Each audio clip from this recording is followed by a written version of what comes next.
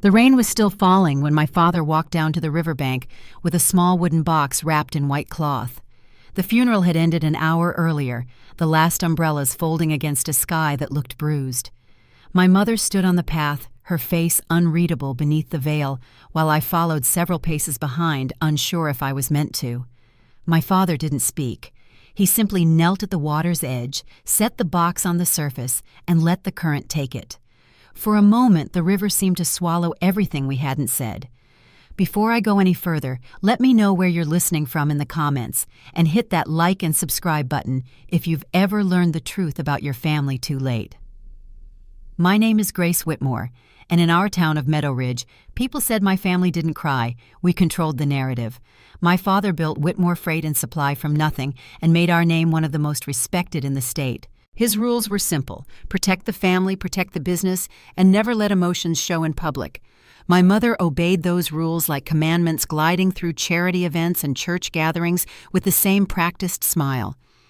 Growing up, I learned early that love in our house came with conditions. Gratitude was expected, not felt. Lily never learned that lesson.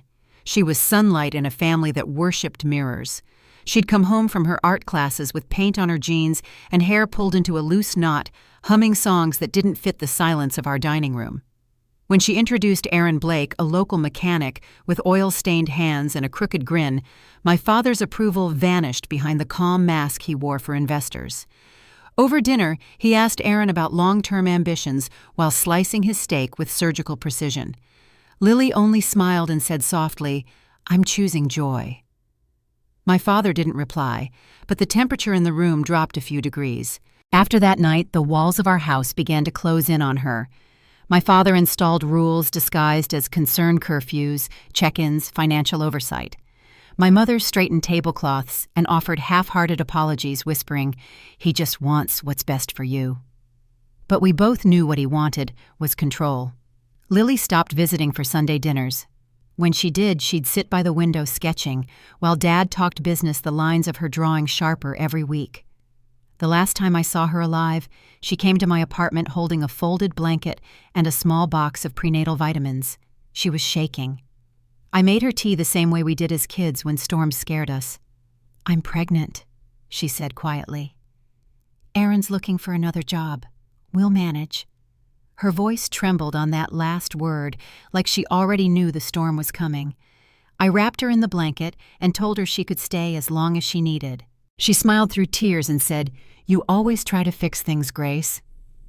When the call came 2 months later, I was in a client meeting. "Complications," the nurse said. "You need to come now." By the time I reached the hospital, Lily was gone. Just like that, the light, the laughter, the chaos she brought into our polished world gone. My parents arrived an hour later, composed as if they were attending a board meeting. My father signed the release papers, his signature steady, his expression blank. My mother wept without sound, her tears absorbed into linen sleeves. The funeral followed in perfect order. The Whitmores knew how to orchestrate grief. My father gave a speech about legacy and strength, and the town nodded in approval. There were flowers, cameras, polite condolences. I stood beside my mother, trying to breathe through the weight of everything that felt wrong.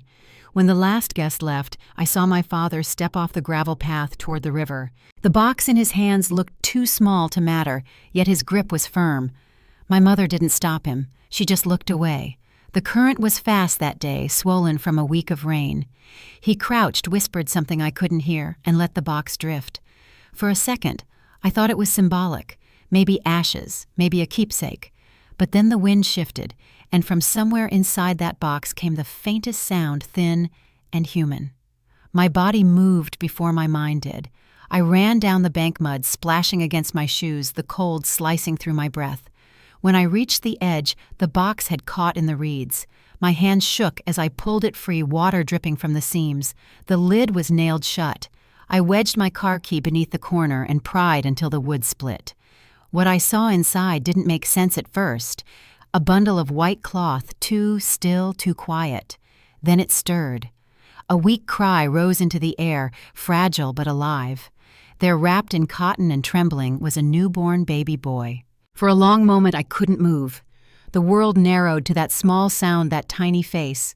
A hospital bracelet circled his ankle stamped with the name Noah Blake. My sister's child, my nephew, my father's secret. The river kept moving behind me, carrying away the pieces of everything I thought I knew. I pressed the baby to my chest, feeling the faint rhythm of his breath against mine, and whispered, "You're safe now."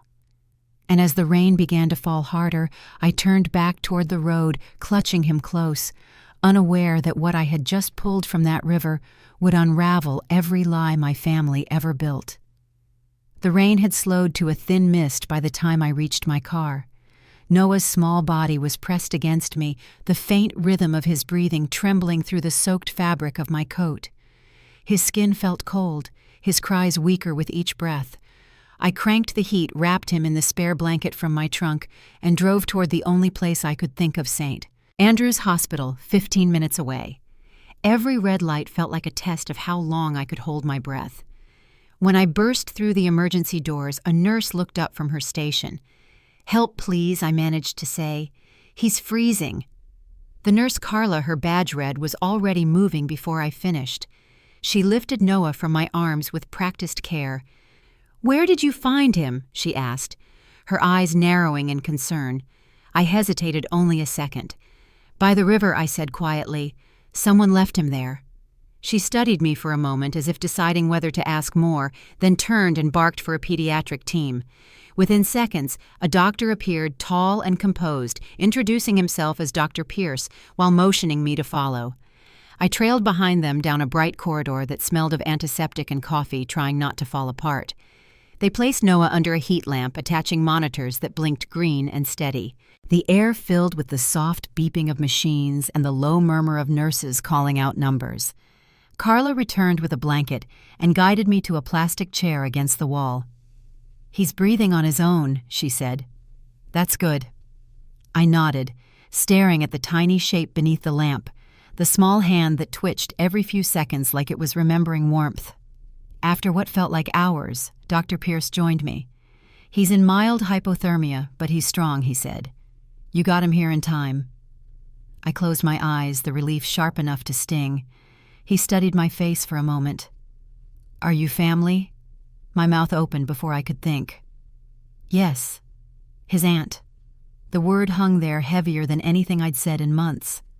Carla brought me a paper cup of coffee, her expression softer now. "You saved him," she said simply. I didn't know how to answer. It didn't feel like saving. It felt like being the only one left who could still move. I gave them the details I could. His mother's name, his father's name, my contact information. When the nurse asked for the baby's last name for the file, I said Whitmore almost on instinct, then quickly corrected myself. "Blake," I whispered. "Noah Blake." She nodded, writing it down without question. They kept Noah overnight for observation. I stayed in the waiting area, too wired to sleep, watching the automatic doors open and close with the rhythm of an anxious heartbeat. The next morning, the doctor cleared him for temporary placement pending family verification. "He'll need formula warmth and someone who can hold him as often as possible," Dr. Pierce said. "He's already looking for that voice he heard first." I didn't know what that meant until I realized he meant mine. By afternoon, I was signing emergency foster papers with hands that couldn't stop shaking. The nurse handed me a small envelope with a hospital ID band and birth record Noah Aaron Blake, born 3 days earlier. When she asked where we were going, I said home, though I wasn't sure where that was anymore. At my apartment, the heater clicked on, and the scent of rain followed us inside. I wrapped Noah in fresh towels and warmed a bottle under the tap the way Carla had shown me. He drank slowly, his eyelids fluttering with the effort. When he finally fell asleep, I lowered him into the makeshift bassinet I'd fashioned from a laundry basket and a pillow. I sat on the floor beside him, one hand resting inside so he could curl his fingers around mine. For the first time since the funeral, the silence didn't feel empty. It felt like the start of something that scared me more than anything: responsibility that had no blueprint, love that demanded no permission. The next morning I woke to a knock that sent my heart racing. Through the peephole I saw the dark silhouette of my father's car idling at the curb, its headlights slicing through the fog. He never buzzed or called ahead. Men like him didn't ask for entry, they expected it. When I opened the door, he was already halfway down the hall, his overcoat still damp from the mist. My mother trailed behind him, clutching her purse like it might shield her from what was coming. Enough, my father said, his voice even but edged with something sharp. You've had your moment. Give me the child. I shifted Noah higher in my arms, his head nestled under my chin. You threw him into a river, I said quietly. You don't get to ask for him now. He blinked once, the only sign that the words had landed. You don't understand the situation. Then explain it. He exhaled, eyes drifting past me toward the crib in the corner. Your sister's choices created a problem that would destroy everything this family built. The timing, the scandal, it's complicated. We can fix this, but only if you hand him over. My mother stepped forward, voice trembling. Charles, please. But he ignored her. Grace, listen to me. You're acting on emotion, not reason. I held Noah tighter. He's not a mistake, I said. He's her son. My nephew. Something flickered across his face, regret maybe or fear, but it vanished as quickly as it came. You'll regret this rebellion, he said quietly. I already regret every time I stayed silent, I answered. The words broke the last thread of patience between us. He stepped closer, the air between us thick with everything unspoken. My back hit the door frame, but I didn't move. You can't keep him, he said. Watch me. His eyes narrowed. Money, he said finally, like the word itself could end the argument. You'll need it for lawyers, for the press. I have connections, people who can make this disappear before it spreads. I have something better, I said, though I had no plan at all. I have a spine. For a long moment no one moved. Then he turned away, his voice low. You're making yourself an enemy of this family. I looked down at Noah, who stirred softly, unbothered by the storm around him. No, I said, meeting my father's gaze. I'm giving this family a chance to be something better. He stood there silent, then nodded once, a gesture that felt more like surrender than approval. My mother's eyes filled, but she said nothing as he walked past her toward the elevator. When the doors closed, I locked the deadbolt and leaned against it until my knees gave out. The sound that came out of me wasn't quite a sob, more like the release of years spent holding my breath. That night, I sat by the window, the city lights glinting off the wet pavement below. I called Aaron's number, hands trembling so hard I nearly dropped the phone. The first call went to voicemail. The second rang until I was ready to hang up, when finally a rough voice answered. Grace, Aaron. I said, the name catching in my throat. You need to sit down. There was a long pause. What happened? I told him everything from the funeral, to the river, to the baby sleeping beside me. Silence stretched on the other end until I thought the line had gone dead. Then I heard it, a single broken sound, like someone trying to swallow a scream. They killed my son, he whispered. No, I said quickly. He's alive. He's here. He's safe. The sound that followed was part cry, part breath. Where St. Andrews? They called him Noah. A chair scraped, a door slammed, and his voice steadied. I'm coming. When he arrived less than 40 minutes later, his clothes were still damp from the rain. The nurse who had helped me earlier was waiting, her eyes widening as she saw him rush toward the crib. He placed his palm on the edge, knuckles trembling. Hey, little man, he murmured. Then he looked at me, really looked, and for the first time since Lily's death, I saw something like hope on a human face. Why, he asked quietly. Because Lily would never forgive me if I didn't, I said, and because I didn't know how to let him go. He nodded once, eyes red but steady. Then we fight. I didn't know then what that fight would cost or how far my father would go to protect his name. I only knew that for the first time I wasn't alone. And somewhere beyond the hospital walls, the river kept moving, silent, patient, carrying its secrets downstream, waiting for the next storm to come. Aaron stayed by Noah's crib until the nurses dimmed the lights. His hands never left the edge of the small plastic bassinet, his shoulders rigid, his eyes tracing every rise and fall of the baby's chest like proof that breathing was still possible. I stayed a few steps back, letting him take in what he'd thought he lost. The hospital room hummed with soft machines and the muted sounds of life going on outside doors, opening carts rolling, someone laughing far down the hall. It all felt impossibly normal for the moment we were standing in. When Aaron finally looked up, his face was streaked but calm. "He has her mouth," he said quietly. I stepped closer. Noah stirred at the sound of his voice, a small whimper that made Aaron reach down and touch the tiny hand through the blanket. "We'll keep him safe," I said, and for the first time, I meant it as a promise, not a hope. By morning, the hospital social worker had visited twice.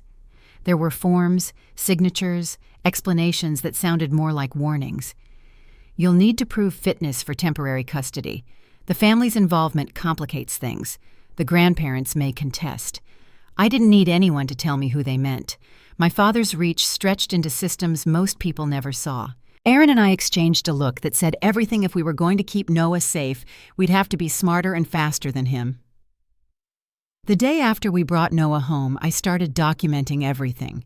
Hospital discharge papers, text messages, voicemails, even the flowers my father sent, with a note that read, "In memory of compassion lost." Aaron joked that I was building a case file thick enough to stop a bullet, and maybe he was right. I stored everything in a locked cabinet in my office, a small fortress against the empire that had turned on its own. Aaron took a job on the night shift at a parts warehouse so he could be home during the day. When he was gone, the apartment was filled with the small sounds of survival bottle caps clicking lullabies playing on low volume, the washing machine humming like reassurance.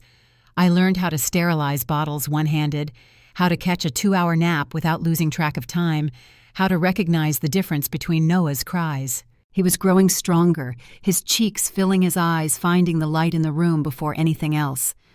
My mother called once. Her voice was soft but careful, as if she were measuring every word before it crossed the line between guilt and loyalty.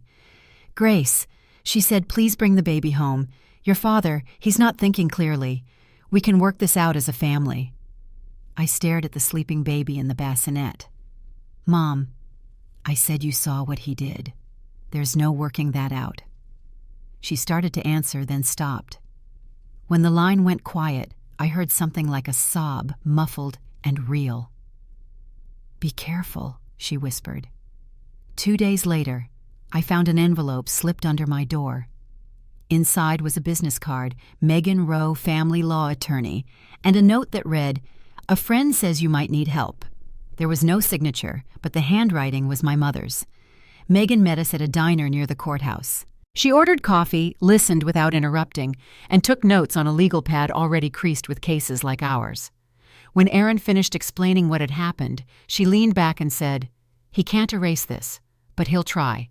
You'll need evidence, a formal petition for emergency guardianship, and someone willing to testify." She paused, tapping the pen against her notebook. "Do you have proof the grandparents attempted to abandon the child?" I nodded. "A dash cam video," I said. "My car was parked near the river the day of the funeral. It caught them walking past, carrying the box. It doesn't show the water, but it shows them returning without it." Megan raised her eyebrows. "That's something," she said. "Get me a copy, and keep that car safe." For the next week, life divided itself between paperwork and feedings. Aaron filled out forms between burping sessions, and I sent scanned documents while Noah slept on my lap. Every time the phone rang, my chest tightened, half expecting my father's voice or some legal notice demanding surrender. But instead, there was silence from the Whitmore estate, too much silence. It was the kind that came before impact. One evening, while Aaron was getting ready for work, headlights swept across the apartment walls. A black sedan idled at the curb windows, tinted engine running. I watched from behind the curtain, the old fear crawling up my throat. "He's sending people to watch us," I said. Aaron joined me at the window, his jaw tight. "Let them watch," he said. "We're not hiding." Still, he left through the back stairwell that night. When the court date finally arrived, the air outside the courthouse smelled like rain and metal. Megan met us on the steps, her briefcase clasped tight. "Stay calm," she told us. "Judges notice everything." Aaron nodded, adjusting the collar of his only suit. I carried Noah in a soft blanket, his head resting against my shoulder. My father's car was already parked at the curb, his driver waiting with the door open. Inside the courtroom felt smaller than I expected, like the walls had learned to hold too many stories. My father sat across from us, flanked by a lawyer in an immaculate gray suit. My mother sat beside him, her hands folded, eyes down. She didn't look up when I took my seat. The hearing began with formalities, case numbers, evidence lists, introductions. When it was our turn, Megan stood and presented the file we'd built, medical records, photographs, and the dash cam footage. She played the video on a small monitor, and for a moment the room filled with the sound of wind rushing past the microphone. Then two figures appeared, my parents walking toward the river, my father carrying the white-wrapped box. The clip ended with him returning empty-handed. The judge leaned forward. "Mr. Whitmore," she said, "do you dispute this recording?" My father cleared his throat. "A misunderstanding," he began. "My daughter made choices that compromised our family's safety. We were attempting to ensure the child was delivered to a safe haven, but emotions were high." "Safe haven," the judge interrupted. "At a river." He hesitated, the practiced calm cracking just enough for the truth to slip through. "We panicked," he said finally. The judge turned her gaze to me. "Ms. Whitmore, what did you do when you saw the box?" "I pulled it from the water," I said. He was inside, barely breathing. My voice wavered, but the silence that followed steadied me more than any words could. Aaron spoke next, telling the court about Lily, about their plans, about the home he'd been trying to build, before everything fell apart. His voice broke once, but he didn't stop. When he finished, the judge sat back, her expression unreadable. "I've seen many families destroy themselves over image," she said finally. "But I'm bound by one standard: what's best for the child." She glanced between us, then at my parents. "The child remains in the care of Mr. Blake and Ms. Whitmore, pending further review. Supervised visitation for the grandparents contingent on counseling. Next hearing in 30 days. The gavel fell. My mother gasped softly, a sound she tried to hide behind her hand. My father stayed seated, jaw tight, eyes fixed on nothing. Megan gathered our papers with quiet efficiency and nodded toward the exit. "Go," she whispered. "You did enough for today." Outside, the sky had opened again, rain pouring down the courthouse steps. Aaron laughed under his breath, a sound that felt more like release than joy. I tilted my face up, letting the water wash away the sting in my eyes. "We did the right thing," he said. "Whatever happens next, we did the right thing." I looked down at Noah, his tiny fist clutching the edge of the blanket, and whispered, "That's all that matters." But as we walked toward the car, I saw my father standing under the overhang rain, sliding down his coat. He didn't speak, didn't move, just watched as we drove away. His silence followed us down the street like a promise yet to be kept. That night, long after Noah had fallen asleep, I sat by the window again. The city lights blurred in the glass, and somewhere beyond them the river kept flowing, indifferent and constant. I didn't know what my father would do next, but I knew this wasn't over. The real fight was just beginning. After the hearing, Aaron and I drove home in silence, the sound of rain against the windshield filling the space between us. Noah slept in his car seat, his tiny chest rising and falling like the world hadn't shifted around him.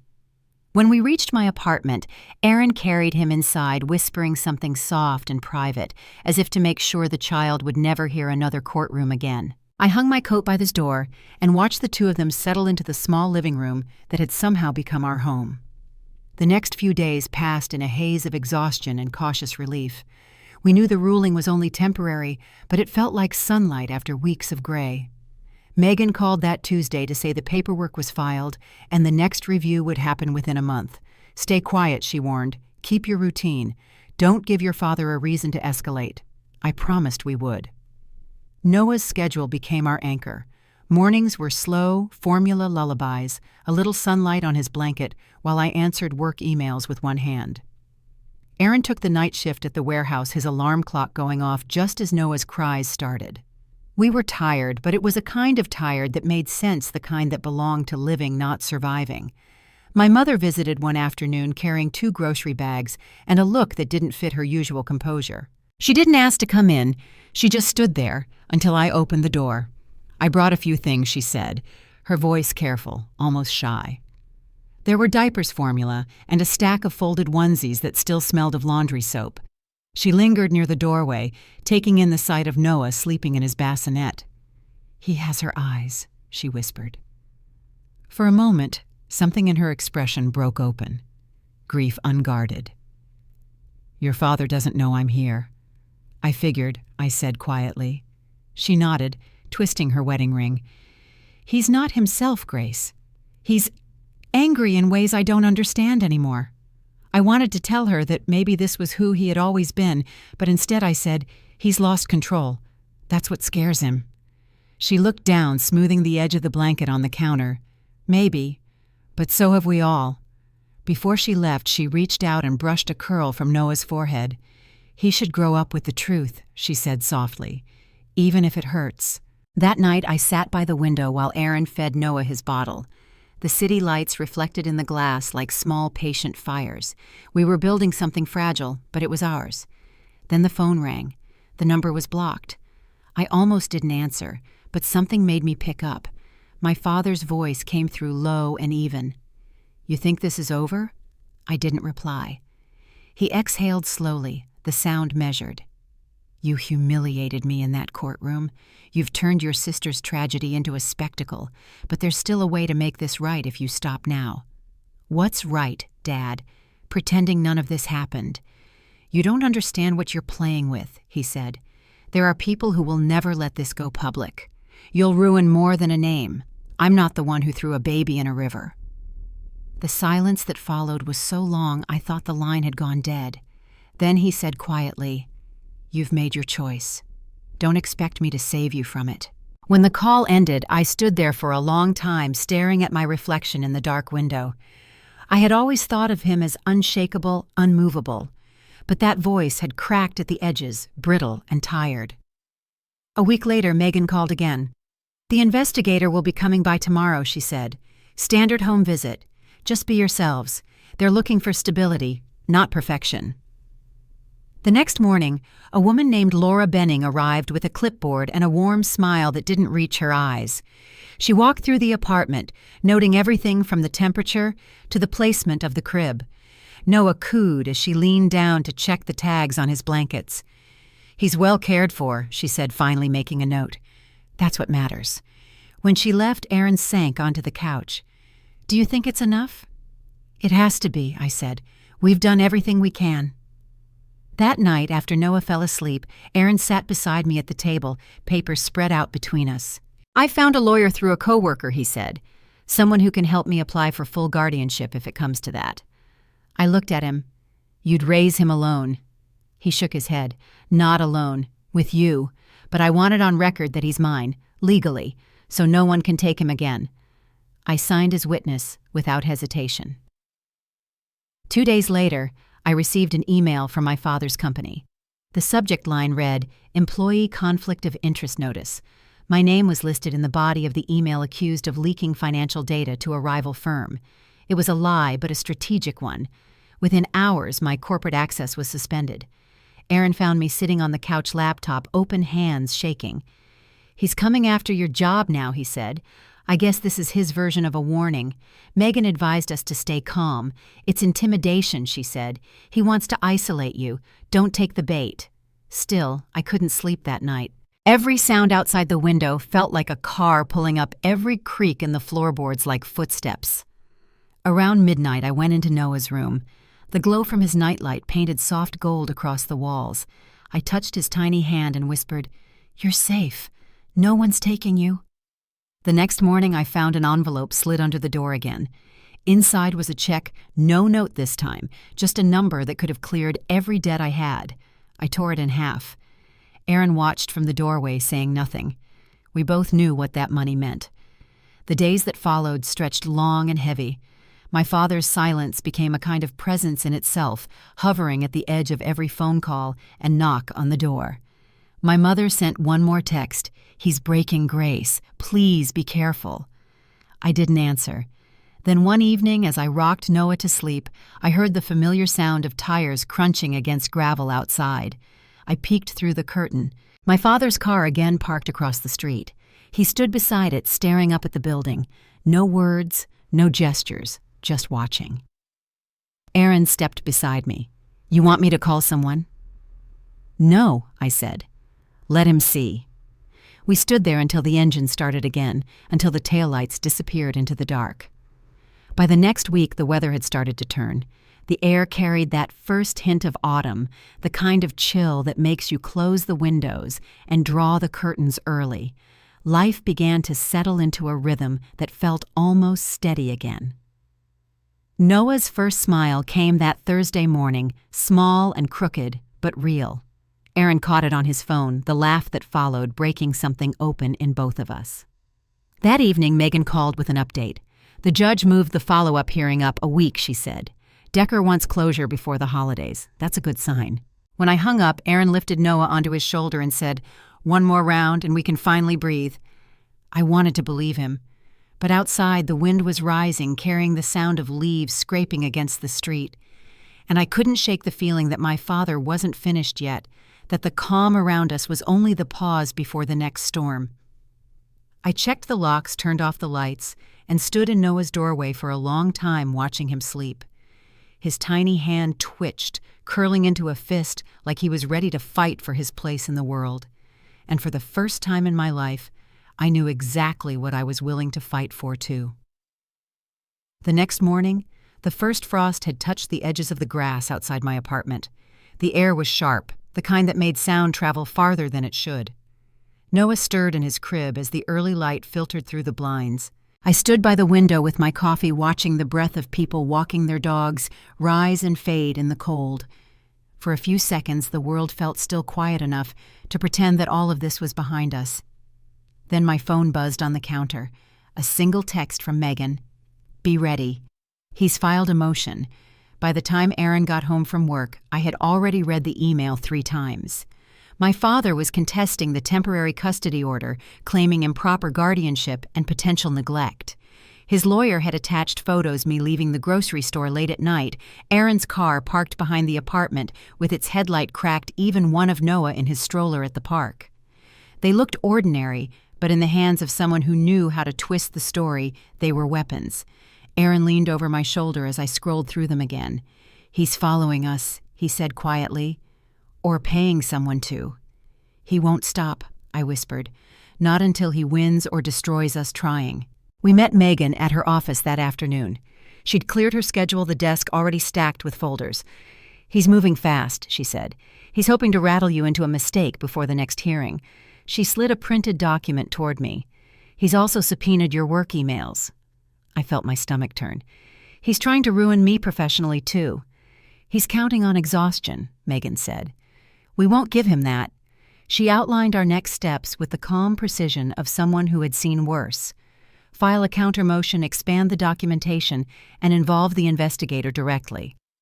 "The best defense," she said, "is proof you've given this baby a real home. Judges see through performance. They look for patterns." That night, Aaron and I worked until midnight collecting receipts, photos, and notes from every doctor's visit. I organized everything by date, each piece of paper another thread holding us together. When Noah woke at 2, I sat beside his crib and hummed softly until he drifted back to sleep.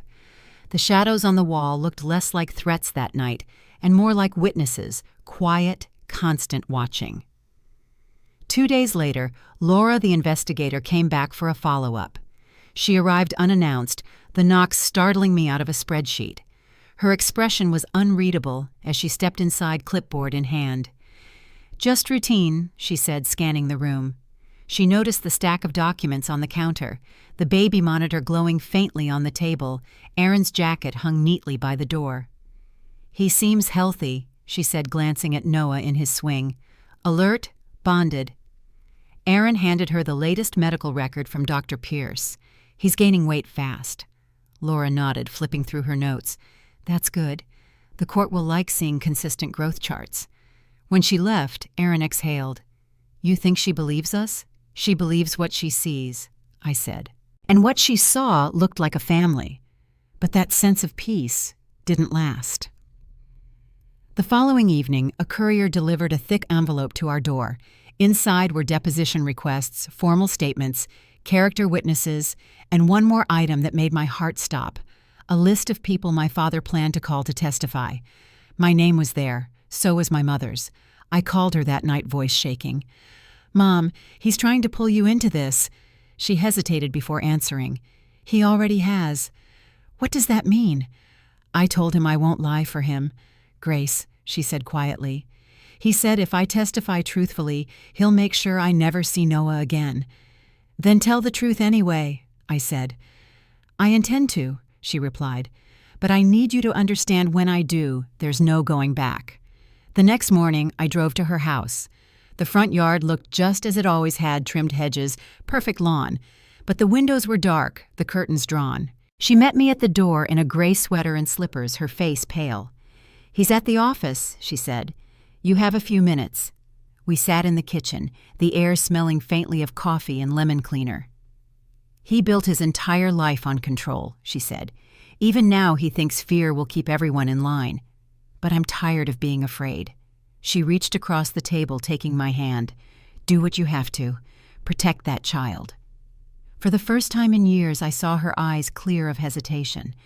There was grief in them, yes, but also resolve. When I left, she stood at the door and whispered, "Be careful with him, Grace. He doesn't lose gracefully." The day of the deposition, the conference room felt colder than it should have. My father sat across from me, his lawyer between us, voice steady as he began to ask questions meant to trap. "When did you assume responsibility for the infant? Did you notify authorities before removing him from the river? Were you aware of safe haven laws?" Megan objected where she could, but most of it went on record. My father never looked directly at me until the end. Then he leaned forward, lowering his voice. "You're in over your head," he said. I looked at him, really looked, and saw the man he'd become, the lines drawn tight around his mouth, the hands that couldn't stop clenching the calculation that used to pass for certainty. Maybe I said, "But I'm not drowning." When it was over, Megan led me out into the hallway, her hand steady on my shoulder. "He's losing control," she said quietly. "That's when people like him get dangerous. Stay alert." That evening, Aaron came home early with takeout and a smile that didn't reach his eyes. "Guess what he said setting the bag on the counter? Your dad tried to call the plant manager to get me fired." I stared at him. "What happened?" The manager told him to mind his own business. He laughed once short and hard. "First good thing that's happened all week. We ate dinner sitting on the floor by Noah's playmat, our backs against the couch, the air thick with fatigue. At one point, Aaron reached for my hand. "I keep thinking about Lily," he said, "what she'd say if she could see this." I looked at Noah now, wide-eyed and cooing at the ceiling fan. She'd say we're doing all right. Later that night, I couldn't sleep. I went to the window again the same way I had after every confrontation with my father. The street was empty, wet from rain, the reflection of a single streetlight stretching across the pavement like a promise. I thought of my mother's voice, my father's threat, the cold conference room. Then I thought of Noah's heartbeat under my palm and how something so small could hold so much reason to keep standing. The next morning, Megan called with unexpected news. "The judge has moved up the final custody review," she said. "She wants to close this before Thanksgiving. She's asked both parties to submit full evidence and testimony. It'll be a long day, but it could end it all." I felt my throat tighten. "You think she'll side with us?" "She's fair," Megan said.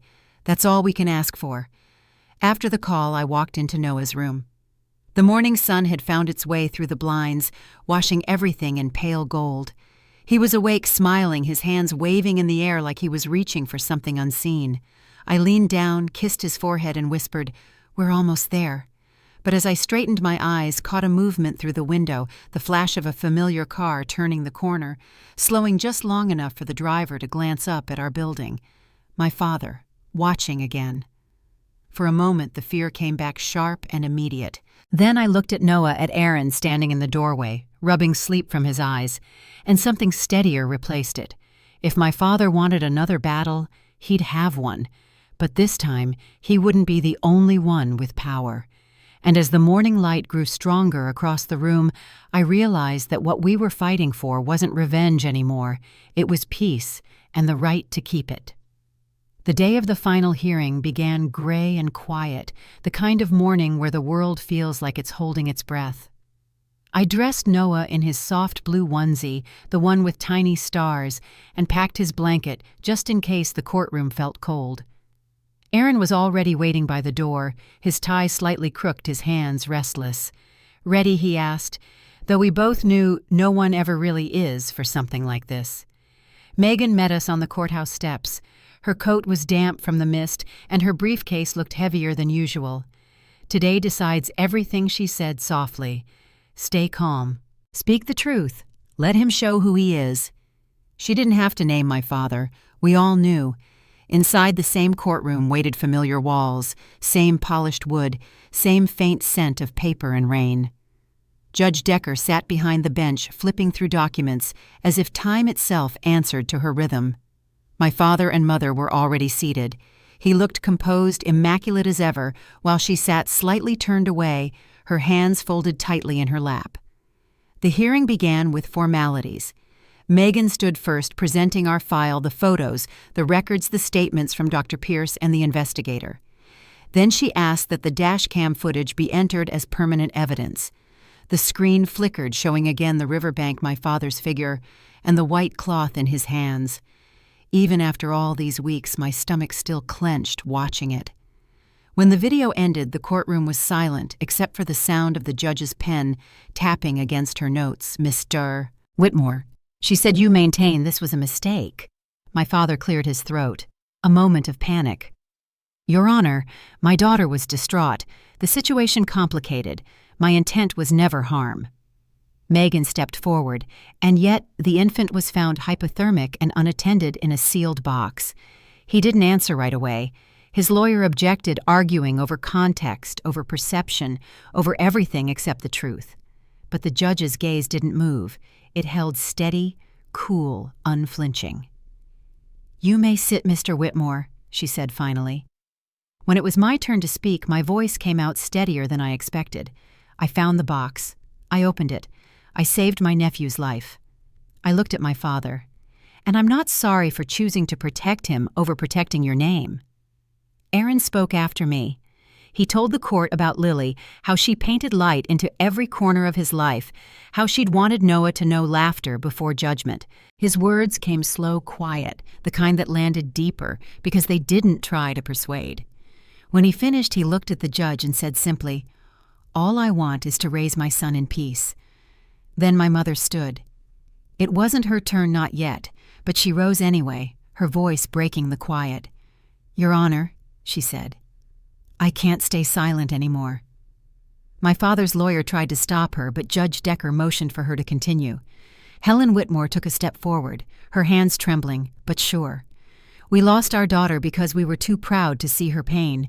We almost lost our grandson because we were too afraid to face the truth. I can't undo that. But I can tell you this. Grace and Aaron have done what we couldn't. They've built love out of what we broke. That baby belongs with them." For a moment, my father looked like someone had knocked the air from his chest. He reached for her arm, but she pulled it away. The judge watched quietly, then set her pen down. "Thank you, Mrs. Whitmore," she said. When the testimonies ended, Judge Decker called for a brief recess. We stepped into the hallway. My knees felt weak, my palms damp. Aaron sat beside me on the bench, his hand covering mine. "Whatever happens," he said, "you did it. You brought the truth into the light." Before I could answer, my father appeared at the end of the corridor. He walked toward us slowly, his expression unreadable. When he stopped a few feet away, his voice was low. "You've destroyed this family," he said. "No," I replied quietly.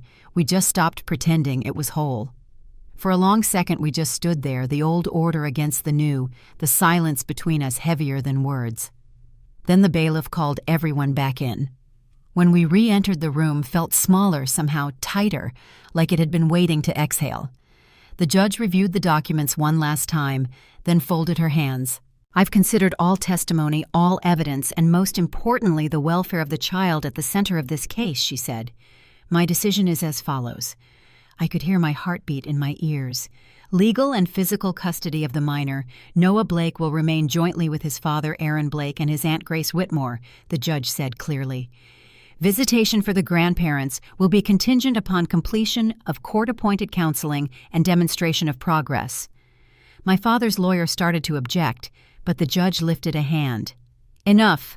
This court is adjourned. The gavel struck once sharp as thunder. The moment it ended, Aaron exhaled like he'd been holding his breath for months. I turned to see my mother watching us through tears, relief softening her face for the first time in years. My father didn't move. He stood gathering his papers with slow, deliberate care, his expression carved into something unreadable. When he left the courtroom, he didn't look back. Outside, the rain had finally stopped. The air smelled clean, the sky pale and open. We stepped out onto the courthouse steps, Noah in Aaron's arms blinking at the sudden light. Megan smiled for the first time that day. "You did it," she said. "It's over." But as I looked down the street, I saw my father standing near his car, hands in his pockets, watching. There was no anger in his face now, only something quiet and hollow. My mother joined him, saying something I couldn't hear. He nodded once, and they drove away. Later that evening, Aaron, Noah, and I sat on the floor of the apartment, surrounded by paperwork and takeout containers. Noah laughed his first full, bright laugh, and the sound filled the room like the world was new again. "He's free," Aaron whispered. I smiled, tracing the edge of the custody document with my finger. "So are we." Still, even with the weight lifted, there was a strange kind of stillness left behind. A space where anger had lived for so long that peace felt unfamiliar. I found myself thinking of my father's face outside the courthouse, how grief can look a lot like surrender. That night I stood by the window again, the city lights stretching out like stars caught between glass. The reflection looking back at me wasn't the daughter he'd raised to obey. It was someone steadier, someone who had learned that love doesn't survive inside silence. Behind me, Aaron's voice came softly. "You okay?" I turned. "Yeah," I said. "I think we all might be, finally." He nodded, glancing toward Noah asleep in his crib. "Then let's make sure it stays that way." I smiled faintly. "We will." But even as I said it, I knew there was one more step to take, one more quiet reckoning before the past could really let go. Because some wounds, especially the ones born in families, don't close with a verdict. They close with truth spoken between the people who caused them. And for that, I'd have to meet my father again this time, not in court, but at the river where it all began. The first real snow of the season came the night I went back to the river. It wasn't planned. I had been putting away the last of the legal folders, clearing the table of months of paperwork, when I saw the small hospital bracelet tucked between the pages, a reminder of the night everything began. The air outside was sharp and silent. By the time I reached the riverbank, a thin layer of frost had covered the reeds. The current still moved the same way it had that day, dark, steady, and uncaring. I thought I was alone until I saw a figure standing near the bend, a familiar outline against the pale light of the water. My father. He didn't turn when I stopped a few feet away, just kept his gaze fixed on the current. His coat looked heavier, his shoulders smaller than I remembered. "You were always the troublesome one," he said finally, his voice quieter than the wind. "I should have known it would be you." "It had to be someone," I said. "I just got there first." He nodded slowly, eyes never leaving the water. When you grow up believing power is the only way to survive, you start confusing fear with respect. I spent my whole life building walls out of both. The river murmured, carrying the sound of his words away. I waited, unsure what to say. He went on, his tone shifting, almost fragile. "Your grandfather taught me that our name was everything. I thought if I protected it, the family would be safe. But all I did was make everyone afraid of losing it, including myself." I swallowed my breath, visible in the cold. "You can still fix it." He shook his head. "You think you can step back from something like that?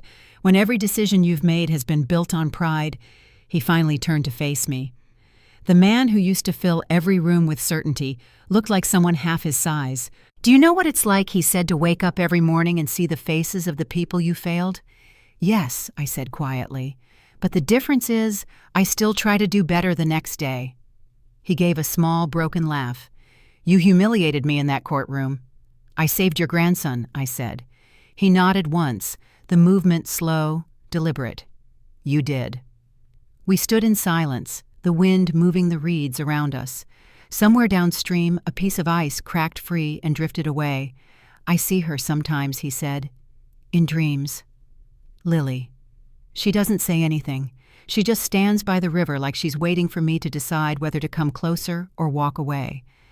I looked at him, and for the first time, I didn't see the man who terrified everyone into silence. I saw a man who had run out of places to hide. You don't have to keep living like this, I said. You can still make something good come out of what's left. He didn't answer right away. When he finally did, his voice was almost a whisper. I don't know how. You start small, I said. You show up. You tell the truth. He glanced down at the water again. Your mother wants me to try counseling. I told her it's too late. It's not, I said. You just think healing looks like forgiveness. It doesn't. It looks like showing up over and over even when no one claps for it. For a long moment, neither of us spoke. Then he straightened, drawing his coat tighter around him. You're stronger than I ever was, he said quietly. I used to think obedience was strength. Turns out it's not even close. He started to walk away, but before he reached the path, he stopped and looked back at me. Tell Aaron I'll set up that scholarship fund one for girls who want to study art, and maybe another for boys who don't have a father who can open doors for them. I nodded, unsure whether to thank him or cry. He gave a faint smile, something between surrender and peace, and then turned his footsteps fading into the snow. When he was gone, I stood there for a long time listening to the river. The sound had changed somehow. It no longer felt like something that had taken from us. It felt like something that kept moving no matter what it carried. The next morning, the counseling office called my mother. She told me later that he'd answered on the 4th try. It wasn't much, but it was enough. Life after the hearing settled into something that almost felt like normal. Aaron took the permanent night shift at the plant, and during the day, he helped at a friend's garage to pick up extra hours. I worked from home more often, learning the rhythm of nap times and morning feedings. My mother visited once a week, never empty-handed groceries, clean laundry, a new blanket she'd sewn for Noah. She didn't talk much about my father, but I could see the relief in her eyes every time she said, he went to another session. On Sunday afternoons, Aaron and I would take Noah to the park. He'd fall asleep in his stroller as the ducks cut slow paths across the pond. Sometimes I'd catch Aaron watching the water, his expression distant. You think he'll ever understand what happened? He asked once. Maybe not, I said, but he'll know what love looks like. In January, we met my parents for the first time since the ruling.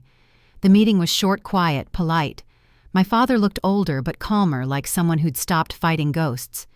He handed me an envelope proof of the scholarship accounts he'd mentioned by the river. They're irrevocable, he said. Public. I want you to know that. Thank you, I said, because it was the only thing that made sense. He nodded. It's a start.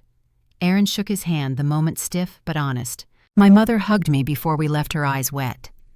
She'd be proud of you, she whispered. Of all of you. Back home, I placed the envelope in a small box with Noah's hospital bracelet and Lily's paintbrush, the one I'd kept from her studio. Each item felt like a chapter of the same story, pain, loss, and the quiet rebuilding that followed. That night, Aaron fell asleep on the couch with Noah resting on his chest. I turned off the lights and watched them from the doorway.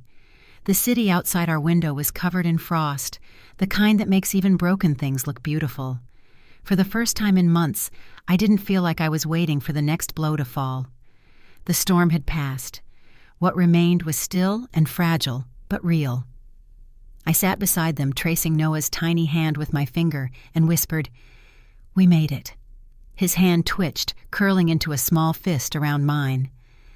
The next morning, I got a call from my father's office. His assistant said he wanted to meet again, just the two of us. He says it's important, she added. I didn't answer right away. Outside, snow was falling again, soft and endless. I looked at the baby sleeping in his crib, at Aaron still stirring the coffee he hadn't tasted yet, and realized I wasn't afraid anymore. Whatever waited at that meeting, apology, explanation, or silence, I could face it. Because this time I wasn't walking into his world. He was stepping into mine. And as I put on my coat and reached for the door, I caught my reflection in the window, stronger, steadier, and ready to end this story the right way. When I walked into my father's office that afternoon, The air smelled of cedar polish and paper, like time itself had been trying to stay neat. The blinds were half closed, letting strips of winter light cut across his desk. He stood by the window, hands clasped behind his back, the same posture I'd seen my whole life whenever he needed control. Only this time his reflection looked tired. "I wasn't sure you'd come," he said without turning. "I almost didn't," I answered. "But Mom said you wanted to talk." He nodded once, then motioned toward the chair opposite him. "Sit." For a moment, neither of us spoke. The clock on the wall ticked loud enough to fill the silence. Then he took a breath, steady but thin. "I signed the final paperwork for the scholarship funds this morning. They'll be announced publicly next week." He paused. "One in Lily's name, one in yours." I blinked. "In mine," he gave a faint smile. "For women who choose to speak when it costs them something." The words caught me off guard. For years, my father had measured success in dollars and control never in courage. I nodded, unsure what to say. He looked down at his hands. "I can't change what I did," he said quietly, "but I can make sure something good comes from it. That's the best I can offer." "You could start by being honest with yourself," I said. "That would be a good start." He gave a small, almost rueful laugh. "I'm trying." He moved around the desk and handed me a small box, the same kind he'd once used for cufflinks. Inside was a gold locket, old delicate, engraved with the initials L.W. "Your mother found this in Lily's things," he said. "She wanted you to have it." I traced the initials with my thumb. The metal was cool smooth from years of wear. Inside was a faded photograph of the three of us as children, Lily, me, and our parents standing behind us. Everyone was smiling then before the weight of names and expectations. When I looked up, my father's eyes had softened. "She would have been proud of you," he said. "I'm learning to be too." For the first time in a long while, I believed him. Outside, snow had started again, light and unhurried. I walked him to the elevator, and when the doors opened, he hesitated. "Grace," he said, "thank you for not giving up on the truth, even when it made me the villain." "It wasn't about making you the villain," I said. "It was about saving what was left of us." He nodded slowly, then stepped inside. The doors closed, and the sound echoed softly through the hall. That evening I drove straight to the river. The sun was setting, painting the sky with pale orange and violet. The water moved slow beneath the thin crust of ice, the same way it had the day I pulled Noah from it. But now the place didn't feel haunted anymore. It felt like a story that had finally finished its hardest chapter. Aaron met me there with Noah bundled in his arms. My mother came too, wrapped in her wool coat, her eyes red from the cold. We stood together in the quiet, the air filled with the distant rush of water and the rustle of wind through frozen reeds. I dropped a handful of wildflowers into the current, small splashes of color against the gray. "Hi, Lily," I whispered. "He's safe. We're all okay." Aaron kissed Noah's forehead. "You'd be proud of your sister," he said softly, his voice carried off by the wind. My mother closed her eyes, her lips moving with a prayer she didn't say out loud. For the first time, my father joined us walking slowly down the bank, his steps deliberate. He stood beside me and stared at the river for a long moment before speaking. "I'm sorry, Lily," he said, his voice low and unguarded. Then to Noah, "I'll spend the rest of my life deserving the chance to know you." Noah stirred, stretching his tiny hand toward him, and my father froze, then smiled, a fragile human thing I hadn't seen in years. My mother reached for his arm, and together they watched as the flowers drifted away downstream. We stood there until the sun dropped completely, the cold finally nudging us back toward warmth. On the walk to the car, Aaron slipped his hand into mine. "You did it," he said quietly. "We all did," I said. "Even him in his own way." Back home, after Noah was asleep, I sat at my desk with Lily's locket open beside me. I started writing her a letter, not one to send, just one to let go. I told her everything we'd learned, everything we'd built out of the wreckage. I told her that her son laughed like she used to, and that Mom had started painting again in the afternoons small watercolors of the river.